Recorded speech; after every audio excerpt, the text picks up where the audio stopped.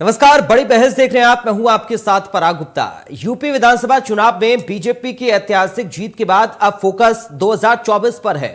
इसको लेकर योगी सरकार एक्शन में आ चुकी है। चुनाव के दौरान जो वादे किए गए थे उनको पूरा करने के लिए योगी एंड टीम लगातार काम कर रही है। चाहे वो सरकार का 100 दिन का एजेंडा हो या मंत्रियों को अपने अपने क्षेत्र में ग्राउंड जीरो पर जाने की बात हो, बीजेपी का फोकस सिर्फ 2024 पर है। इसको लेकर प्लान अभी से तैयार होने लगा है। यहां तक कि बीजेपी नेता 75 पार का दावा करने लगे हैं। कल अयोध्या में हुए इंडिया न्यूज के अयोध्या अधिवेशन में डिप्टी सीएम केशव प्रसाद मौर्य ने कहा कि अब की बार 75 के पार। इसको लेकर बीजेपी ने अभी से ही काम करना शुरू कर दिया है। योगी सरकार के मंत्री अब अपने अपने क्षेत्रों में काम करेंगे, वहां की समस्याओं को देखेंगे, विकास कार्यों का जायजा लेंगे। कहते हैं कि बीजेपी ऐसी पार्टी है जो एक चुनाव के बाद दूसरे चुनाव की तैयारी शुरू कर देती है। यूपी चुनाव के नतीजों से उत्साहित बीजेपी ने अब आगे के लिए रोड मैप बनाना शुरू कर दिया है।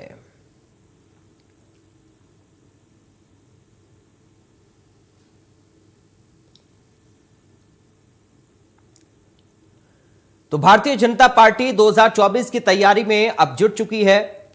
जो वादे चुनाव से पहले किए गए थे उन सभी को पूरा करने में लगे हुए हैं मंत्री, पार्टी के नेता। और अब 24 को लेकर रणनीति बनाई जा रही है। कमजोर बूथों पर बीजेपी का फोकस इस बार ज्यादा देखने को मिलेगा। केशव प्रसाद मौर्य ने इंडिया न्यूज के अयोध्या अधिवेशन में 75 पार की बात कही है। उन्होंने कहा कि अब की बार 75 पार यानी कि 2024 की तैयारी में भारतीय जनता पार्टी पूरे जोश के साथ जोर शोर से जुट चुके हैं और कमजोर बूथों पर फोकस करना अभी से बीजेपी के नेताओं ने शुरू कर दिया है। लोकसभा चुनाव 2024 की तैयारी में भारतीय जनता पार्टी है और जो वादे चुनाव से पहले उत्तर प्रदेश में किए थे उनको पूरा करने की तैयारी में सरकार के मंत्री लगे हुए हैं। आज हम चर्चा इसी पर करेंगे। 2024 को लेकर अलग अलग पार्टियों की क्या तैयारियां चल रही हैं, क्या फोकस पार्टियों का इस बार है, क्योंकि बीजेपी के नेता 75 पार की बात अभी से कर रहे हैं। हमारे साथ कुछ खास मेहमान जुड़ गए हैं, सीधा आपका परिचय करा दें। भारतीय जनता पार्टी से प्रवक्ता हैं आरके मिश्रा। आरके मिश्रा जी, आपका स्वागत है। समाजवादी पार्टी से प्रवक्ता हैं कपिल श्रीवास्तव। कपिल श्रीवास्तव जी, आपका स्वागत है। वरिष्ठ पत्रकार हैं जनार्दन मिश्रा। जनार्दन मिश्रा जी, आपका स्वागत है। सबसे पहले आरके मिश्रा जी, शुरुआत में आपके साथ कर रहा हूं। कल इंडिया न्यूज का कल अयोध्या में अधिवेशन हुआ, उसमें डिप्टी सीएम केशव प्रसाद मौर्य ने कहा है कि अब की बार 75 के पार। कैसी तैयारी, क्या तैयारी सर आप लोगों की है? मिश्रा जी। देखिए पराग जी, निश्चित तौर पर जो हमने जो विश्वास दिखाया है और जनता ने जो हम पर भरोसा दिखाया है, आपने देखा 2022 के अंदर में जिस तरह से स्पष्ट जनादेश हमें मिला है और जनता ने जिस तरीके से आशीर्वाद दिया है, निश्चित तौर पर ये जनता के प्रति जनता के प्रति हमारे ऊपर बहुत बड़ा विश्वास है। साथ ही साथ उनकी अपेक्षाओं पर खड़े उतरना ही हम लोगों की बहुत बड़ी जिम्मेदारी। अब देखेंगे, चाहे वो शिक्षा हो, स्वास्थ्य हो, कानून व्यवस्था की बात हो, चाहे आप देखेंगे जो कि निवेश की बात, निश्चित तौर पर हम लोग उस एजेंडे के ऊपर में काम कर रहे हैं। और 2024 में अगर हमने कहा है 75 के पार, निश्चित तौर पर हमारा जो लक्ष्य है वो बिल्कुल 75 के पार ही रहे। अब देखेंगे जो कि मात्र 100 दिन का जो प्लानिंग है वो हमने जो है सो पहले ही करके रखा है। सभी मंत्रिमंडल को, मंत्रियों को बता दिया गया है जो हर एक के ऊपर में, धरातल के ऊपर में काम करे। और साथ ही साथ जो संकल्प पत्र हमने 5 साल के लिए किया है, बल्कि उसको 2 साल में पूरा करने के लिए हम लोगों का लक्ष्य है। तो इसलिए हम विश्वास के साथ कह सकते हैं जो कि 75 अगर पार हम कह रहे हैं तो किसी विश्वास के साथ, किसी एजेंडे के साथ, किसी बिल्कुल उस विश्वास के साथ कह रहे हैं जो कि जनता हम पर जो भरोसा दिखाई है उसी के आधार पर हम लोग ये कह रहे हैं। ठीक है कपिल श्रीवास्तव जी, 5 साल के वादों को 2 साल में निपटाने की तैयारी बीजेपी कर रही है ताकि 24 पर फोकस हो पाए। आप लोगों की क्या तैयारी उत्तर प्रदेश में है? प्रसाद भाई, सबसे पहली चीज तो यह है कि आदरणीय मिश्रा जी इससे पूर्व जो इनका संकल्प पत्र था उसी को पूरा नहीं कर पाए पिछले 5 सालों में। अब 2 सालों में हो सकता है वो ट्राई करेंगे पिछले 5 वर्ष। इस 5 वर्ष पे तो अभी बात ही ना करें, क्योंकि इनकी बातों पर कौन भरोसा करेगा। इन्होंने इलेक्शन के पूर्व ही कह दिया था कि 300 हम जो बिजली का बिल है वो हाफ कर देंगे और कृषि के लिए बिजली कपिल जी माफ की कर आवाज क्लियर नहीं आ रही। मैं ठीक कराता हूं आर के मिश्रा जी। कपिश जी आप अपनी बात कंप्लीट करिए। आर के मिश्रा जी को जी। आवाज नहीं आ रही, इसको देखा जाए एक बार। बोलिए सर। हाँ, कपिश आपको जी। मिल रही है पराग भाई, आपको मिल जी रही जी, है? आप मुझे मिल रही है आपकी आवाज। मिल गई है, हमें भी मिल रही। ठीक है। अच्छा, धन्यवाद। तो मैं ये कह रहा हूं कि जो इन्होंने इलेक्शन के पूर्व कहा कि आज से बिजली के दाम आधे, सारी बिजलियों जितनी प्रकार बिजली, और इन्होंने कहा किसानी के लिए जो बिजली है वो माफ। क्या ये 1 महीने की सरकार हो गई और उससे पहले भी इनकी सरकार चल रही थी जब इन्होंने अपना ये संकल्प पत्र लेकर आए थे, उस पर एक भी रोड मैप पे एक बिंदु पर कोई काम हुआ हाथ कहीं कहीं किसानों की बिजली माफ हुई नहीं। और जो 5 साल पहले टैबलेट बांटने की बात करते थे वो अब बांटना शुरू की। ये सब हास्यास्पद चीजें हैं। ये भारतीय जनता पार्टी को विकास से कोई लेना देना।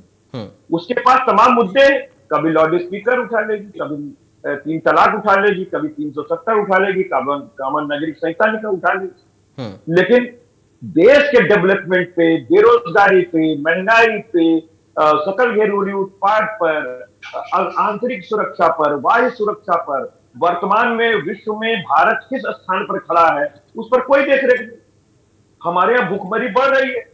ये कहते हैं कि पूरे देश के अंदर 80 करोड़ लोगों को हम अनाज बांट रहे हैं, यानी आपने 80 करोड़ लोगों को इतना गरीब बना दिया कि वो 5 किलो के अनाज के लिए आपके लाभार्थी बन रहे हैं। लेकिन आपने उनकी चिकित्सा पूरी नहीं की, आपने सबकी चिकित्सा पूरी नहीं की, आपने सबकी शिक्षा पूरी नहीं की। उस पर भी गारंटी कानून है, क्यों नहीं करते हैं? और फूड बिल भी आपका लाया हुआ है।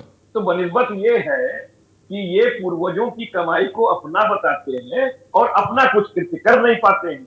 पराग भाई, यही हकीकत है। लॉ एंड ऑर्डर की पोजीशन इस समय बहुत भयावह है। अभी आप देखिए, ट्रिपल मर्डर गोरखपुर के अंदर परसों हुआ, एक निषाद परिवार, 5 मर्डर एक साथ प्रयागराज में ईंटे से कूच करके यादव परिवार की, और उससे पहले 5 लोगों की संदिग्ध हालत में हत्या की गई थी उनके घर के अंदर प्रयागराज के। और ये मुसलसल चलता चला जाए। ना बलात्कार रुक रहा है, ना अपहरण रुक रहा है, ना फिरौती रुक रही है, ना भूमि पे कब्जा रुक रहा है, और बुलडोजर एक तरफा चल रहा है। ना ब्रजेश सिंह पे चल रहा है, ना धनंजय सिंह पे चल रहा है, ना अजय मिश्रा टेनी पे चल रहा है, ना केशव प्रसाद मौर्य के 419 67 के मुकदमे पे चल रहा है। सही नहीं चल रहा है। उनपे भी तो भूमि जो है फर्जी तरीके से कब्जा करने का क्यों नहीं कर चल रहा है? ठीक है। तो ये खाली हाथी के दांत है, दिखाने के और खाने के।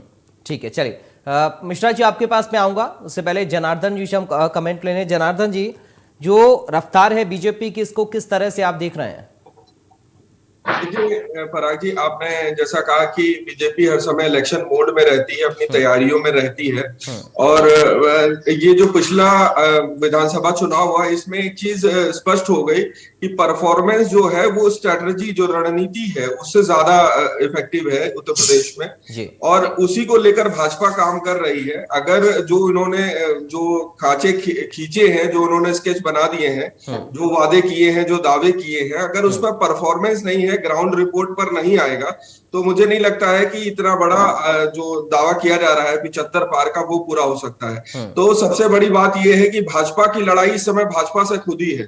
भाजपा ने जो एक लकीर खींची है, तो भाजपा को उसी को पूरा करना है, उसी से आगे बढ़ना है, उसको सिद्ध करना है। और जनता के बीच में जो लाभार्थी योजनाएं हैं, जिसका सबसे ज्यादा लाभ भाजपा को मिला है, उसको कितने देर तक चलाना है, अनाज को कब तक ये करेंगे, तो ये सारी चीजों का एक मंथन चल भी रहा है, और कैसे इस चीजों को ज्यादा से ज्यादा जनता तक पहुंचा पाएंगे, ये एक बड़ा देखने वाली बात होगी।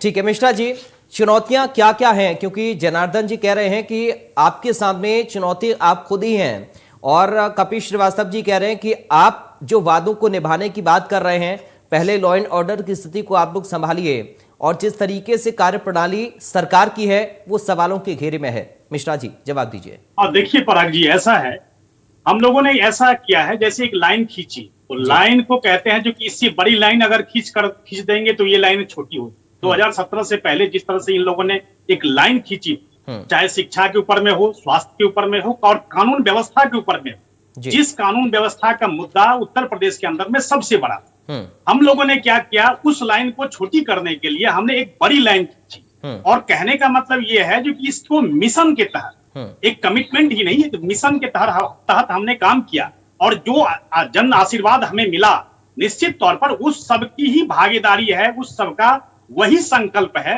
जो हमने वो लाइन खींची थी। जहां तक जनार्दन जी की बात है, उन्होंने कहा जो कि हमारे अंदर में ही जो है तो हमने इतनी बड़ी लाइन खींची है। हमें विश्वास है, क्योंकि डबल इंजन की जब हम सरकार की बात करते हैं, चाहे वो केंद्र हो और राज्य हो, केंद्र और राज्य के समन्वय को बना करके उसको इतना मजबूत हम करने की कोशिश कर रहे हैं, क्योंकि हर एक चीज, जो योजना 2 साल का एक लक्ष्य रखा होता है, वो हम 1 साल पहले ही पूरा कर लेते हैं। तो ये सब सारी चीजें हैं, इसलिए हमें कोई चुनौती, देखिए आप चुनाव में जाते हैं, चुनौतियां तो होती है, ऐसा नहीं है जो कि चुनौतियां नहीं होती है, लेकिन आपके पास चुनौतियों को सामना करते हुए जनता की समस्याओं को, जनता की योजनाओं को आप किस तरह से धरातल पर उतारते हैं, जनता से संवाद किस तरह से करते हैं। अब देखिए इस बार का 2022 का जो चुनाव था, निश्चित तौर पर समाजवादी पार्टी ने बड़े शिद्दत के साथ लड़ा है। समाजवादी पार्टी ने ही और भी पार्टियों ने जो बड़ी शिद्दत के साथ लड़ा है, लेकिन उसके बावजूद भी वो पिछड़ गए। और जो 40 साल का एक रिकॉर्ड था, जो एक 4 दशक का एक रिकॉर्ड था, जो कि आज तक तो फिर वो 40 साल पहले जो हुआ था, वो 40 साल के बाद फिर दोहराया गया उसी सरकार को। निश्चित तौर पर ये वही विश्वास है जो जनता के प्रति हमारे प्रति है और हमारा जनता के प्रति। लेकिन कपीश जी का तो ये कहना है ना कि आप अपने पुराने कमिटमेंट को पूरा नहीं कर पाए और कुछ नए मुद्दे भी प्रदेश में या फिर देश में जन्म ले रहे हैं। एक महंगाई का बड़ा मुद्दा है, कल प्रधानमंत्री ने भी इसका जिक्र कर ही दिया आखिरकार। और लॉ एंड ऑर्डर की स्थिति को लेकर भी बुलडोजर की राजनीति जो उत्तर प्रदेश में इस वक्त पॉलिटिकल रिएक्शंस उस पर आ रहे हैं, वो एक बड़ा प्रश्न चिन्ह आप लोगों के ऊपर विपक्ष खड़ा कर रहा है। तो ये सारी चीजें क्या मैटर करती हैं, ये इस पर आप कैसे काम आपने बहुत अच्छा प्रश्न किया। और कपीश जी का मैं सम्मान करते हुए जिस तरह से उन्होंने कहा है कि बेरोजगारी हो चाहे महंगाई हो, अब देखिए कल प्रधानमंत्री जी को जब उन्होंने नवंबर में एक्साइज ड्यूटी घटाई थी, उस समय में हर एक राज्य से कहा गया था जो कि आप अपने अपने वैट जब घटाएंगे तो निश्चित तौर पर जो पेट्रोल के भाव हैं वो अपने सामान्य स्तर पर आ जाएंगे और उसके बाद जनता को इसका लाभ मिलेगा। कुछ राज्यों ने किए, कुछ राज्यों ने नहीं किए। जो जनता ने अभी तक यही नहीं पता, जनता तो यही सोच करके चल रही थी क्योंकि केंद्र ने घटाया तो राज्यों ने भी घटा दिया होगा, उनको क्या पता बेचारे को। लेकिन मजबूरी में कल उनको प्रधानमंत्री को अपील करनी पड़ी। महाराष्ट्र और पश्चिम बंगाल जैसे राज्य इतनी बड़ी जहां पर इकोनॉमी है, वहां पर आप देख रहे हैं जो कि महाराष्ट्र का इतना बड़ा इकोनॉमी, इतना बड़ा टैक्स कलेक्शन और जनता को कोई लाभ नहीं। तो निश्चित तौर पर आप देख लीजिए जो कि अब कल के अपील के बाद पता नहीं किस राज्यों ने किस तरह से अब वैट घटाने की कोशिश करेंगे और जनता को उसका लाभ मिलेगा। और महंगाई के ऊपर में भी चर्चा होनी चाहिए। निश्चित तौर पर आप सीएमआई की रिपोर्ट में मार्च 2022 की बात बता रहा हूँ, पराग जी, मैं 10 सेकंड लूंगा। और यहाँ पर दिल्ली में देख रहे हैं 8.9 और वहीं पर आप राजस्थान में देखेंगे 25, लेकिन वहीं पर उत्तर प्रदेश में 4.4। ये मैं तो रिपोर्ट नहीं कह रहा हूँ, ये तो सीएमआई की रिपोर्ट कह रही है। जहां तक कानून व्यवस्था की बात है और राज्यों में आप देख लें, देखेंगे उत्तर प्रदेश में जो कानून व्यवस्था है वो बेहतर है। कपीश जी के मन में बहुत सारी बातें चल रही हैं और जवाब भी देना चाह रहे हैं, मुस्कुरा रहे थे। कपीश जी बोलिए। नहीं, हमारे मित्र इतने सीजन व्यक्ति है कि ऐसे ही कहते 10 सेकंड बड़ा लंबा समझ लीजिए। लेकिन मैं एक बात कहूँ, जिस तरीके से मिश्रा जी अपनी वानगी दे रहे हैं, हमें बताइए अगर ऑल इज वेल होता तो इनके वोट प्रतिशत क्यों घटते, इनकी सीटें क्यों घटती। और 110 सीटें ऐसी रही हैं जहां पे जो हमारा इनका मुकाबला रहा है बहुत ही क्लोज रहा, 200 वोटों से लेकर 500। तो शायद अभी ये कल्पना नहीं कर पा रहे हवा में। देखिए, जनता मुद्दों से जुड़ती है, जनता से सरोकार रखने वाले मुद्दों पे भाजपा इस समय न लगी। तो कि वो आस्थावान बनाना चाहती, वो छद्म राष्ट्रवाद के पीछे छिपाना चाहती। कब तक छिपाएंगे? एक ही बात कब तक चर्चा करेंगे? उससे देश को क्या लाभ है? हम कह रहे बुलडोजर आप चला रहे, बहुत अच्छी बात है। हम ये भी कह रहे चलो एक तरफा नहीं चला, चलो मान लेते हैं, लेकिन कोई मानेगा नहीं। बावजूद उसके मैं पूछ रहा हूँ कि अगर बुलडोजर नीति आपकी सही है तो हमें बताइए ना कि आप व्यक्तिकरण करके उसके अंदर आंगनबाड़ी का काम, उसके अंदर बच्चों के निकाले का काम, नारी निकेतन का काम, अपना कोई बच्चों के लिए विद्यालय खोल देने का काम, ये सब क्यों नहीं करते? इसको आप एजेंडा क्यों बनाना चाहते? तो सबसे पहली बात यह है कि अगर विपक्ष आपको एक सकारात्मक सोच दे रहा है, आपको जब मालूम है कि वो माफिया है, उसने गलत संपत्तियां बना रखी है, तो उसको कल न्यायालय ध्वस्त करने का आदेश दे या संलग्न करा दे और संपत्ति सरकारी घोषित कर दे, ये हो सकता है। तो जब ये होगा तो आपको लाभ भी मिलेगा। लेकिन बिल्डिंग 2-4 करोड़ की तोड़ दीजिएगा, उससे क्या लाभ? कम से कम हमारे प्राथमिक विद्यालय खुल जाएंगे, सीएससी पीएचसी खुल जाएगी इसके अंदर, उसमें आंगनबाड़ी के कार्यकर्ताओं के लिए काम होता है। तो इसमें सकारात्मक दृष्टिकोण है। और दूसरी चीज मैं ये कहता हूँ कि देखिए, जो आप सीएमआई की रिपोर्ट की बात कर रहे हैं, जो सरकारें अपना डाटा प्रस्तुत करती है उन्हीं को वो दिखाती है, और एसबीआई की डाटे तो आपको वो जगह दिखाती है। स्टेट बैंक ऑफ इंडिया भी इससे बड़ा डाटा प्रस्तुत करता है, जिसने कहा कि भयावह पोजीशन पर इस समय बेरोजगारी है, और पूरे देश के अंदर ये बेरोजगारी 25% है, और 19% बेरोजगारी जो है वो उत्तर प्रदेश में। नहीं, एक मिनट सुन ले, इन्होंने कहा था पिछले अपने संकल्प पत्र कि 70 लाख रोजगार और 4 लाख परमानेंट नौकरी हर वर्ष दी है। लेकिन ये खुद क्या करे, वो ये कहते हैं हम नहीं मानते, ये खुद क्या करे कहते हैं हमने 4 लाख दिए परमानेंट नौकरी। तो भैया आपने 18 लाख नौकरी क्यों झूठ बोला? ये तो हो गया। और आप ऐसा काम करो जो दिखाई दे। आप किसी भी कोई भी अगर आंदोलन करता है, आरक्षण आपने सही से नहीं लागू किया, उसको लाठी मारोगे, आंगनबाड़ी कार्यकर्ता मारोगे, अनुदेशकों को मारोगे, लोकतंत्र रखोगे भैया कि नहीं रखोगे? ठीक है, चलिए जनार्दन जी के पास मैं जाऊंगा, लेकिन उससे पहले केशव प्रसाद मौर्य की ओर से क्या कुछ कहा गया था कल इंडिया न्यूज के अयोध्या अधिवेशन में, वो एक बार सुनाते हैं। पूर्ण विश्वास है कि आने वाले समय में जो अभी हमें नहीं समझे 2024 में समझ करके और हमारी झोली भरेंगे। हम उत्तर प्रदेश में फिर से 75+ के साथ माननीय नरेंद्र मोदी जी के नेतृत्व में देश में फिर से सरकार बनाने का काम करेंगे। बहुत बड़ी संख्या में लोग, अब पहले तो चाहे पिछड़ा वर्ग हो, अनुसूचित वर्ग हो, इसको तो भाजपा का दुश्मन बताते थे, भाजपा इनके दुश्मन है, इनको वोट मत, इनके पास मत जाओ, लेकिन उस दीवार को हमने ढाई। मुख्यमंत्री योगी आदित्यनाथ जी, एक कमेंट चाहूंगा सर केशव प्रसाद मौर्य जी की बातों पर। देखिए, मैं एक चीज ये कहना चाहता हूँ कि केशव प्रसाद मौर्य जी जो है उत्साही व्यक्ति, और इसलिए हम आपको कह रहे हैं कि उत्साही है कि आपने खुद देखा सिराथू से स्वयं को पराजित हो गए, और पता नहीं क्या कंपल्शन था भारतीय जनता पार्टी का कि उनको डिप्टी मुख्यमंत्री बनाया। ठीक है, एक बार जनार्दन जी के पास अब चलते मामले। ठीक है, ठीक है, तो ऐसे समय नहीं है, समय कम है।